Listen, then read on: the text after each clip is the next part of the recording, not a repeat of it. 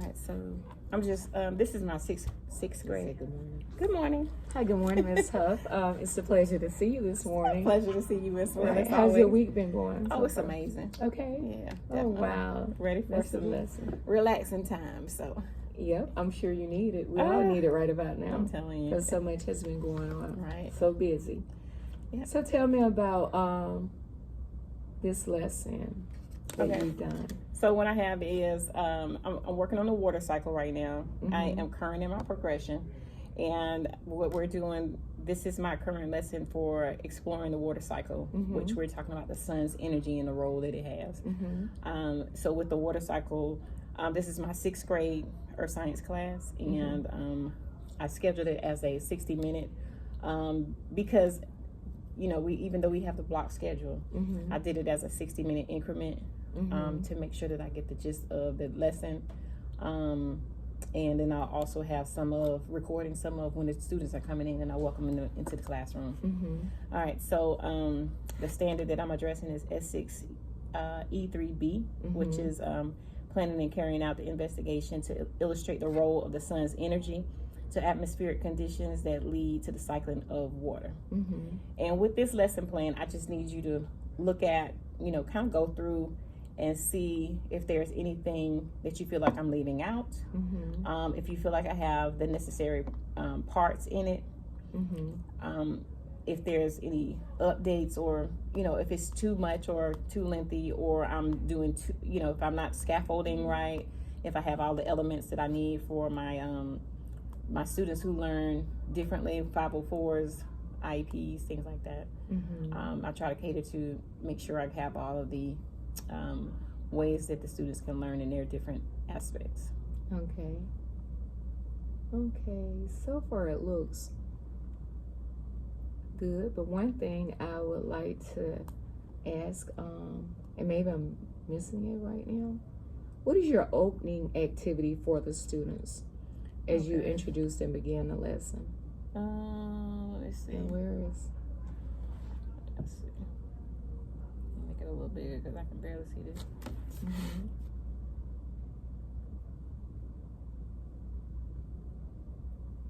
All right, so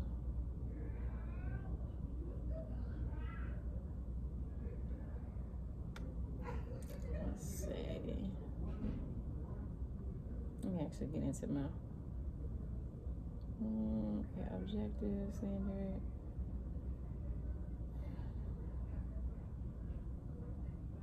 I want to say, with all this information, I think it's closer to the bottom of the document, questions. I could say that before. These are some of the discussion questions. This is what I'm going to do, like, before class. Okay, here's an opener. Before class, before, during, and after class. It's kind of how, this is the rubric that we have for Teach Now. So it kind of looks a little different. I'm gonna ask them, what do you think happens to rainwater after it hits the ground? And then, depending on their answer, where does it go? These are a few of the questions that I'll initiate in the conversation, including, why do you think puddles disappear after the sunny day? And what role do you think the sun plays in creating rain or snow? So kind of try to incorporate those questions to go into this lesson. And these are some of the discussion questions I'll ask during the lesson. These are some for the closer. Pardon me, this is just a type of a new document, so I think it's close to the end.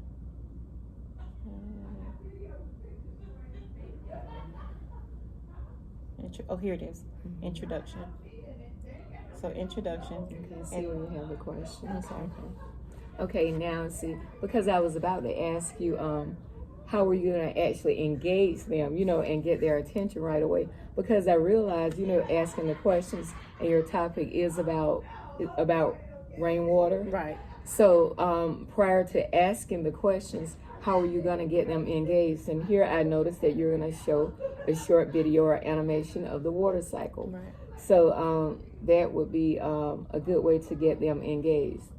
And then I noticed here you have there highlight the sun's role as the main energy source driving the water cycle, as the main energy source driving the water cycle. So what do you mean by the highlighting, or highlight as as in just make sure that they understand that without the sun, you really don't have a water cycle, and the water is what we need in order to survive on Earth. Okay, so once you show the short video, what kind of interaction do you are you going to have as far as the students engaging in this activity? Once you show it, what's going to happen next?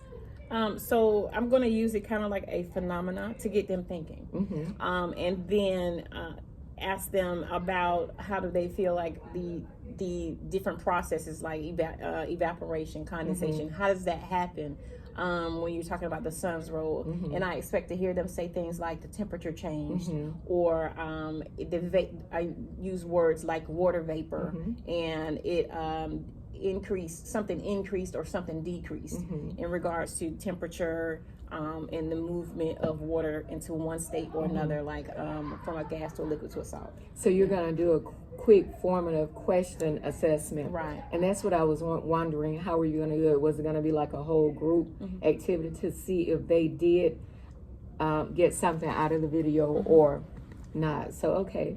So that's a good check. Now, after that, after you do that, so I notice here you have, okay, are you going to do the experiment after the video or the group activity? That's what we're gonna set this up, and then the group activity, I want them to be able to look at what they see in regards to the water cycle in a bag, because it's something that's really quick. It's merely just putting water in a Ziploc bag. We'll tape it to the windows, and they should be able to see. We're going to do at least 3 bags in 3 different levels, so they can see that the temperature is going to be different in the 3 bags. The bag that has the least amount of water should have a warmer temperature. Okay. And then in all of the bags, it should start to get a little foggy, and then they should for the evaporation, and then they should see condensation build at the top of the bag. And then once the condensation builds up or it gets kind of warm in there, it's going to start dripping down, because that's what happens when it drips from the clouds. So is this going to be a whole group activity as well, or individual? Because I noticed you have the group activity immediately following. Well, this will be small groups. Okay. So I have we're gonna go from small groups here to small groups here. Okay. So are they going to change groups, or they're going to be in the same small group? They're going to be in the same small group. And then later on, they will talk. The groups will talk to each other about what they experienced and what they saw. Okay. So here, is this individual or group? This is group. This is the project presentation. So the students will create a detailed diagram. So draw a one-dimensional model of the water cycle, and they're going to label the process based off of explaining the sun's role, using some of what they learned from the bags that they put on the windows. Okay, so one suggestion that I would make here to make it clear, just for whoever is reviewing your lesson plan. Okay. So notice here you have group activity. Then here you have mini water cycle, but you said this is a group activity as well, right? Okay. And same thing here, they're going to present as a group. So what do you think about just putting group heading here, right up here at the top, because then it would be more clearly stated. Because right now it appears that this is the group activity and these are not. So they're all going to be working in groups. Perfect. Yeah. Oh, I'm sorry. It'll bring more clarity to your 20 minutes. And see, here you have 20 minutes, then here you got 15 and 15. So you might want to change the minutes too. So basically just group all of this together is what you're saying? Because so notice you said this is, and they're going to be in the same group, right? You said they're going to be in the same group. So the hands-on experiment, I would just classify that, or it makes more sense from what I'm looking at to classify this whole thing as a group activity. Okay. Let me write this down. And then merge the minutes together, because this is group, that's group, and you see that's the group. Okay. I'll make that edit. It says that I'm offline for some reason, but I'll make that edit and change this to group add these minutes together, and kind of just and break it down into steps and Okay. procedures. Got it. Because that's procedure number one, right? Right. That's the first one. This is the second thing they're going to do, feeding off that activity. Right. And then this is the final product Right. that they're going to present. Yes. Okay. So these are actually the steps, and they're going to work in a group and then put the amount of minutes up there. Got it. Does that make more sense? Absolutely. Okay. And it's more, I like it. Because I noticed that they're going to be using actually the 4 C's. They're going to be communicating, collaborating, using creativity, and then critical thinking from the questions that you have designed on here. Okay. So the activity is a well-planned activity, and not only that, they're working in small groups. You're going to start off whole group with an explanation. You have a good engaging opening activity, and the minutes are, and so during the process, how will they record? What are they recording in? They'll be using their active notebooks. Okay, so they're going to have, okay. So you have, okay, so Do I that need would to- be you a want me good to add thing to that? mention, yes. Okay. So I'll add it in the beginning. Okay, so And- even with the diagram, are you going to provide a graphic organizer, or will they be actually? They're actually yeah. going to create a picture of how they think the water cycle is going to work. So what I say, the one-dimensional model is trying to, that's kind of formative as well. So they'll draw the water cycle. They'll have some ground water. They'll have the ground. They're going to have some type of water source. They're going to have maybe like mountains or hills to where they can have water coming from the clouds and onto the top of the mountain maybe, and then when it melts, it's the runoff, and then the runoff turns into the collection, and then so they'll have to have arrows. They'll have to have the sun there, so they'll have to have that model. So I'll know if they actually understand how the process happens, and then they'll have to also include a small summary of the steps going from wherever they start, they have to end. So if they start in the ocean and then it evaporates up into the clouds, creates condensation, then precipitation, they'll have to show some action arrows in the process. And then wherever they start, they're going to come back around. Infiltration, whether it be, let's see, we're going to do infiltration, evaporation, condensation, groundwater, runoff, and collection. Okay. And those are the things that are in the standard as the requirements for the teaching the lesson. So in order for them to actually carry out these processes, are you going to actually model for them prior to doing this? Okay. I am. We're going to draw. I'm going to draw on the board. They're going to draw on their paper. Okay. Just something simple, nothing to where they get all excited and say, I can't do it. We're going to draw some trees. We're going to draw what they like, and then they'll, they can add their own little piece into it, whether they want to add nature into it. So even during the processes too, what will your role be? How will you facilitate these processes? So when As they're they're doing working. that, as they're working, I'll be going to each group. Okay. Asking if they have any questions, telling me what they like the most, how are they explaining going from one transition to the next, and in the event that they are confused or they are not going to the right transition next, I'll kind of put a picture in their mind saying, or look at my example, come up here and draw on my example, because it'll be on the board, and then they can draw or erase, and then tell me how it happens, and then and also think about what happens in real life when it's raining, when the sun is out, when you see puddles, things like that. So I'll relate it to the real world experiences of being outside in the weather. Okay. And each student, even though they're working as a group, will each student be required to have the diagram in their individual notebook? Yes. Okay. Will their diagrams be the same, or after discussing it, the way they actually see the process?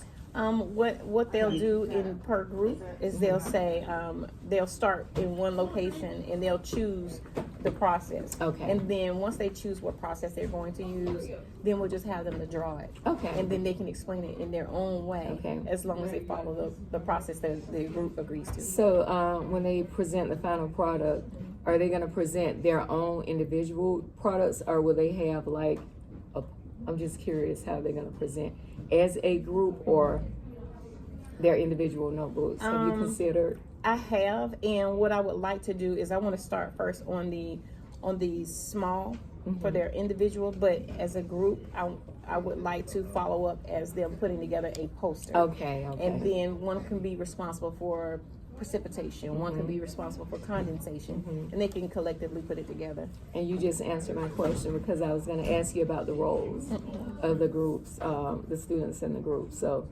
yeah, I like that.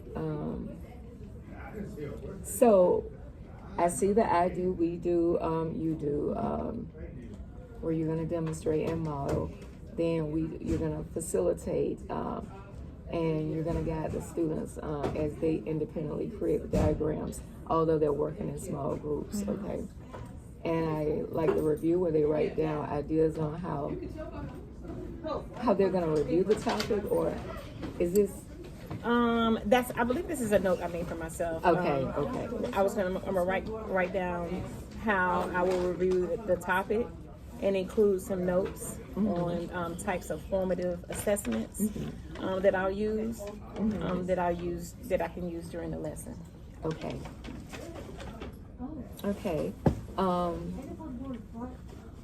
So how will you end the lesson? I'm going to use some of the questions that I had in earlier when I said out of the door. It's going to be my ticket. It's going to be my after class questions. Here. I'm going to choose from here just to see, based on the way that the class went, I'll choose something from here, like how would life on Earth be different if one part of the water cycle, like precipitation or runoff, stopped working? Like, oh my goodness, what would happen if we didn't have rain? So let me ask you this. So how do you give the students voice and choice in what they do in your lessons, and even in this lesson? Well, they can choose the design that they want in regards to how they're going to express precipitation. Do they want their clouds to be a certain color? Do they want their backgrounds to be a certain color? Do they want to use they're going to use their process. So when they're using their process in the water cycle, they don't have to use all of the processes. They just have to be able to start a process, because it could be in when we did our gizmo, we had to create a cycle and start one at location, say for instance evaporation, travel through the water cycle. It could be 5 steps, it could be 7 steps, but choose how many steps you need to use in order to show that you understand. Okay. Here, I suppose I could give them a choice of answering these 4 questions, because I do have 4 questions here. And if they have a different way, I guess this would probably be the way. I think that's what I would do. Right. I would use all of these questions and just say, select one of the questions Yes. that works for you or that you like, and answer according to your understanding of the water cycle. And that's a good way to include choice at the end of class. So I was thinking that as well, and I was going to make a suggestion as to doing that to allow them to choose one of the questions to answer. So is it going to be oral answer or a sticky note, or? I have a parking lot. Okay. I have a parking lot, and they can choose any color sticky note they like, big enough to where they write their question and then their answer. And then they post it on the sticky note. And that's a good assessment, because even so, after the class is done, you could go and read the answers and responses, and that's a good way to continue the lesson when the class returns, because perhaps, some of the answers they may not have understood fully, and you can actually clarify some of the things that they responded to on the different questions. Right, and then that'll help me drive my next lesson. Absolutely. Okay, so far this is good. It's really good with a few revisions that we spoke about. And I notice here you do have the 21st century knowledge and skills and strategies that you're incorporating. And those, of course, are a part of the 4 C's. Absolutely. And then you do have the creativity there before, during, and after, okay? Yep. So with those revisions, that would really make your lesson more be more, clear if someone else was looking at it. Okay. So that's to add the time together is for the group activities. Make sure that I have the student voice and choice. Right, voice and choice. And also, again, like you're going to do the follow-up at the end of class to take you out of the door and the motivation. And it might make more sense, too, if you would look at it. When you do the opening, put everything that you're going to do as the opening, whatever falls up under that. Of course, it's going to be, I think you had on there about 10 or 15 minutes, but put everything at the top for the opening. And then whatever you're going to do as a group, the opening, whole group, independent, however you're going to do it, and small group.